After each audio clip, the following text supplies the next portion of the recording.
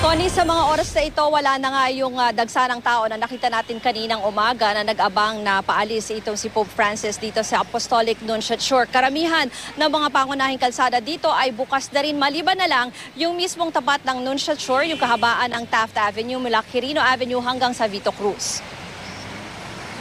Kumpara sa mga nagdaang araw, mas marami ngayon ang nagtipon sa paligid ng Nunciate Shore para magpaalam sa Santo Papa.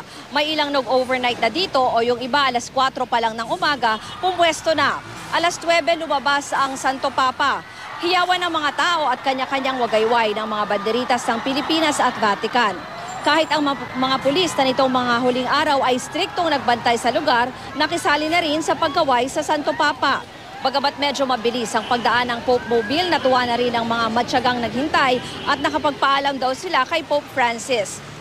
Ilang minuto naman pagkaalis ng Santo Papa ay binuksan na ang karamihan ng mga kalsada, yung Taft Avenue sa mismong harap ng Nunciate Shore. Pinayagan ang mga tao na makapasok siya at hindi pa muna yung mga motorista.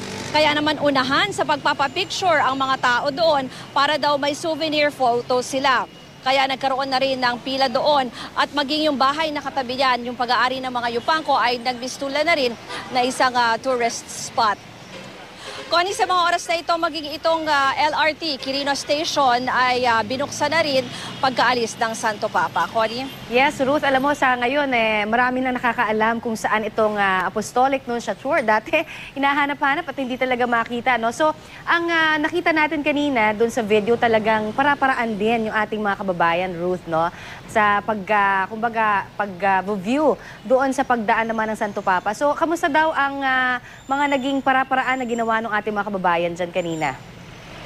Connie, nakita natin marami sa kanila mukhang alam na nila yung sitwasyon dito, kaya may mga bit-bit na silang mga upuan, may iba nandun sa taas ng mga puno.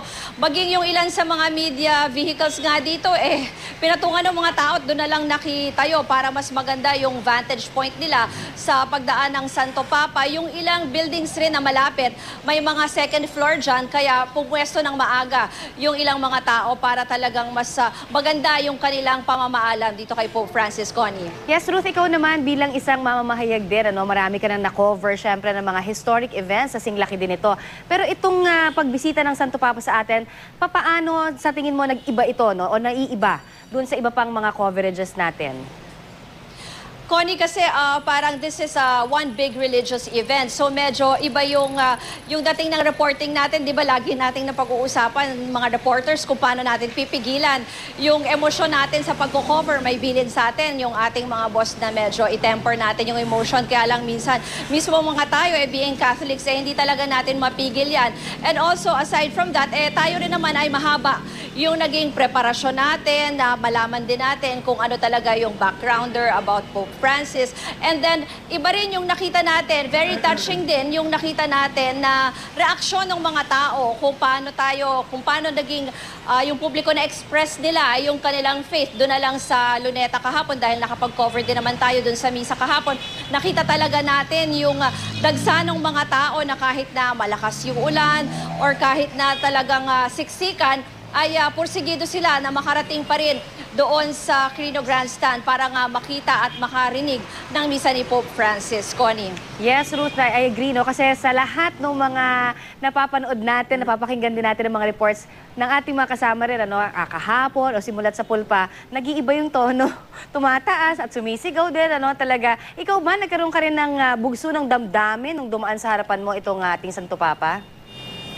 Actually, Connie, kasi pag tuwing dumadaan, di ba, nagre-report tayo So, very busy din tayo Pero there was one time din na medyo kahit papano ay pagdaan kala mo mawawala ka rin sa sarili mo na nanamnamin mo rin yung mismong pagkita mo kay Pope Francis. Kahit nga kanina, because naisip ko rin na yun na yung last time na mapapadaan dito, kahit ilang beses na daan dito sa atin dahil dito tayo nakapwesto sa Nunciate Shore, no? Pero kanina naisip na natin na kahit papano mamimiss natin yung pagko-cover kay Pope Francis. Kaya nung nagre-report din tayo kanina, hindi rin natin maiwasan na magpaalam din, magsabi ng goodbye at magsabi rin ng pasasalamat sa Santo Papa, Connie. Yan. Kaya ako natanong yan para at least malaman din ng ating mga kapuso, na lahat tayo, pag nagko-cover, taong-tao lang din, kailangan may emosyon din paminsan talaga na lumalabas. Tulad na lamang ng naparanas din ng marami sa atin nitong mga nakaraang araw sa pagko-cover. Thank you very much, Ruth Cabal, for your update.